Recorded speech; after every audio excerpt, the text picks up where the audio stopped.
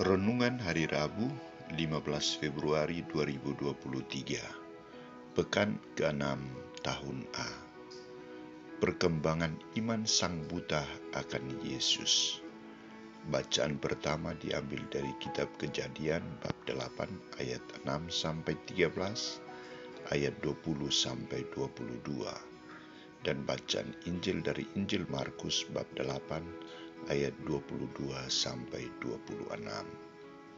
Saudara-saudariku terkasih, seorang anak membutuhkan waktu panjang, waktu lama untuk bisa mengenal huruf, merangkai huruf-huruf menjadi sebuah kata, merangkai kata-kata menjadi sebuah kalimat, dan kemudian ia berusaha untuk mengenal arti kata dan kalimat tersebut. Demikian juga dengan proses perkembangan iman Katolik. Harus mulai didampingi, diproses, mulai mengenal tanda salib, sampai pada inti dasar dari ajaran iman Katolik itu sendiri.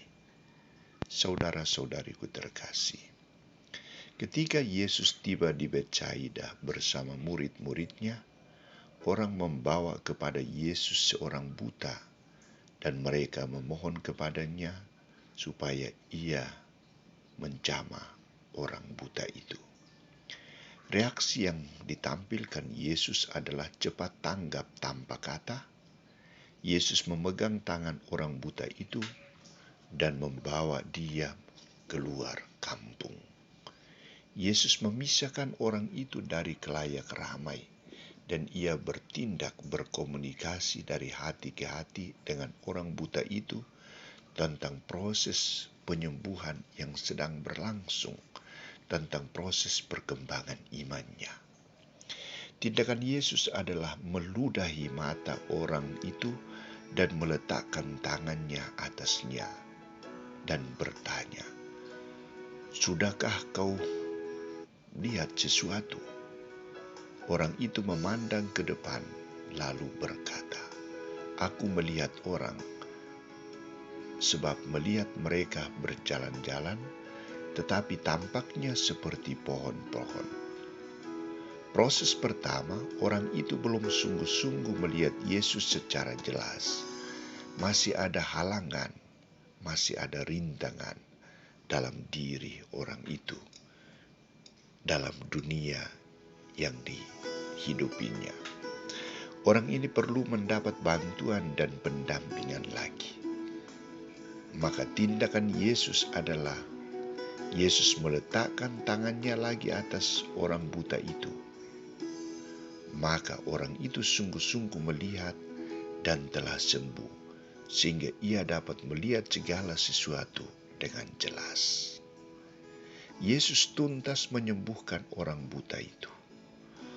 Orang buta itu bukan hanya sekedar melihat Yesus, kabur-kabur melihat Yesus dan dunia sekitarnya, tetapi ia melihat dengan sungguh-sungguh, jelas, dan tak ada sesuatu pun halangan yang menghalangi matanya. Ia beriman teguh, sungguh-sungguh, dan tak ada keraguan dalam imannya. Hubungan pribadi Yesus dengan orang beriman bukan hanya sekedar, tetapi harus mendalam dan menyentuh. Harus tercipta tindakan kasih dari Allah dan orang beriman, dari Yesus dan dari manusia. Hubungan intim dan mendalam antara Allah dan manusia, antara Yesus dan manusia, dan sebaliknya adalah hubungan yang sungguh membuahkan iman. Saudara-saudariku terkasih, kita sudah menjadi orang beriman Katolik. Pertanyaan untuk kita renungkan, sungguhkah kita mengenal iman Katolik dan segala ajarannya dengan baik dan benar? Sudahkah kita menghayati makna dari semua doa-doa dasar dalam gereja kita? Ataukah masih kabur, masih abu-abu, masih belum jelas? Kita butuh waktu, kita butuh proses beriman yang sungguh-sungguh, terus-menerus dan berkelanjutan. Tidak hanya sebatas pada menjadi orang Katolik, tetapi harus sungguh beriman Katolik secara baik dan benar. Kita butuh Yesus untuk membuka kebutaan kita. Kebutaan mata kita untuk melihat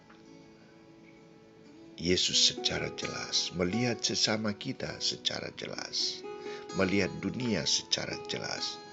Kebutaan hati kita, kebutaan ketertutupan telinga kita, atau diri kita seutuhnya untuk melihat Yesus dan dunia sekitarnya dengan baik dan benar. Semoga kita mampu.